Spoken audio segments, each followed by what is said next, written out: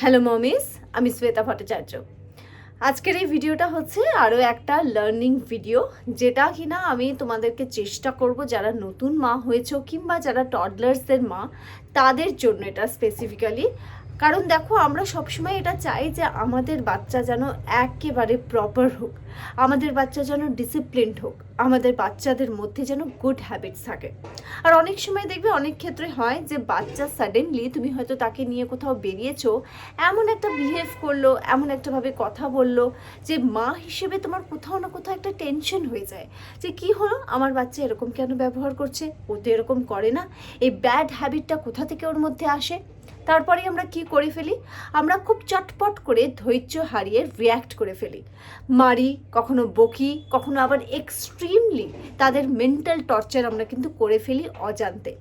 কিন্তু মা হিসেবে সেটা করলে কিন্তু হবে না, কারণ আমাদের মায়ের কাছে যেটা সবথেকে বড় অস্ত্র সেটা কি, সেটা হচ্ছে আমাদের মেন্টাল পিসটাকে মেনটেন করা কিংবা ধৈর্য রাখা। এই যে বড় বড় কথা আমি এভাবে তোমাদের সামনে বলছি, এটা কিন্তু এত সহজে বলছি না, এটার পিছনেও কিন্তু আমার নিজেরও ওভার রিয়্যাক্ট করা রয়েছে, টিমটিমকে করা, শাসন করা রয়েছে, বকা ঝকা, কখনো কখনো মারধর, সবই কিছু কিন্তু রয়েছে। কিন্তু এই সব কিছুর পরেও যেটা আমি বুঝেছি সেটা হচ্ছে বাচ্চাদেরকে জোর করে কিছু শেখানো কিন্তু সম্ভব না। বাচ্চাদেরকে সব কিছুই খেলার ছলেই শেখাতে হবে। গুড হ্যাবিটস, ব্যাড হ্যাবিটস ওরা কিন্তু কোনোটাই কিছু বোঝে না। সুতরাং এটা আবার ভেবে নেওয়া যে একেবারে বাচ্চা এখন কিছুই বোঝে না, আস্তে আস্তে বুঝে যাবে, এটাও আবার ভুল। কারণ বাচ্চাদের যে বোধ শক্তি সেটা হয়তো আমাদের বড়দেরও নেই। এটা আমি কোন অভিজ্ঞতা থেকে বলছি, অনেক সময় আমি দেখেছি যে টিমটিম হয়তো এমন একটা প্রশ্ন করেছে তার উত্তর আমার কাছে নেই, কিন্তু আমি ভেবেছি যে ওকে কি বানিয়ে বলবো, আমি কিন্তু সত্যি কথাটাই বলেছি। আবার দেখেছি চমৎকারভাবে বড়দের মতো বা তার থেকেও ভালোভাবে কিন্তু ও বুঝেছে, আবার অনেক সময় আমাকে সলিউশনও দেওয়ার চেষ্টা করেছে যে মা এটা করা যেতে পারে না, তাহলে তো প্রবলেমটা সলভ হয়ে যায়। সুতরাং এই যে বাচ্চার সঙ্গে ইন্টারাকশন, এটাই কিন্তু সব কিছু। এবং সবসময় বাচ্চাদেরকে টেকেন ফর গ্র্যান্টেড যে ওরা বাচ্চা, ওরা ছোট, এটা করবে না।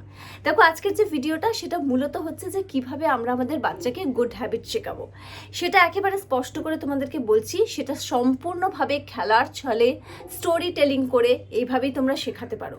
যেমন ধরো আমি একটা এক্সাম্পল দিচ্ছি, যে তোমরা ধরো বললে যে না, এইভাবে কিন্তু খাওয়া যায় না, টেবিলে প্রপারলি বসে খেতে হয়, খাওয়ার সময় ফোন দেখা যায় না, এরকম নয়। তোমরা এই বিষয়টাকে তাদেরকে গুড হ্যাবিটস ইনজেকশন দিয়ে কিন্তু ইনজেক্ট করতে পারবে না।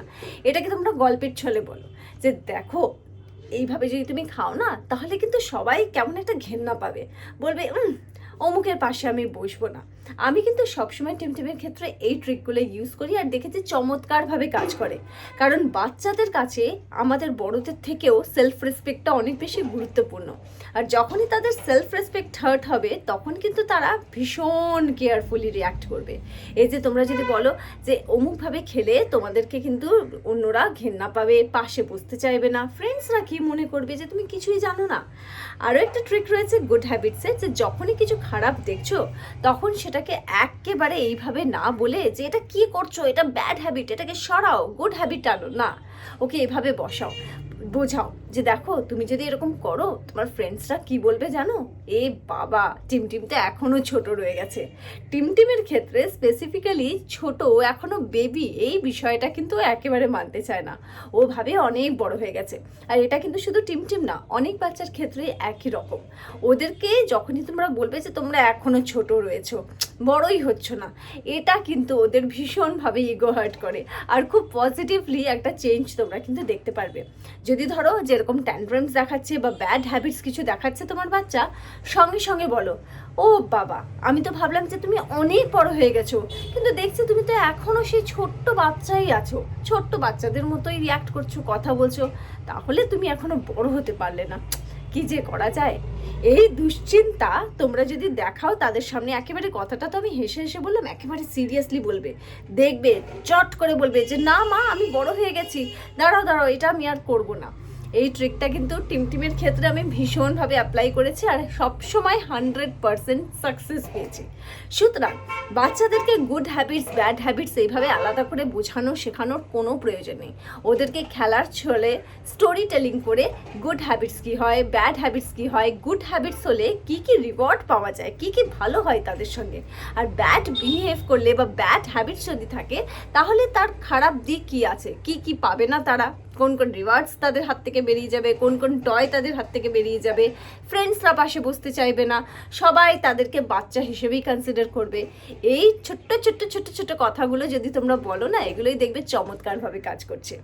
আজকে এই পর্যন্তই ভিডিওটা, আবার একটা নতুন ভিডিও নিয়ে তোমাদের সঙ্গে দেখা হবে।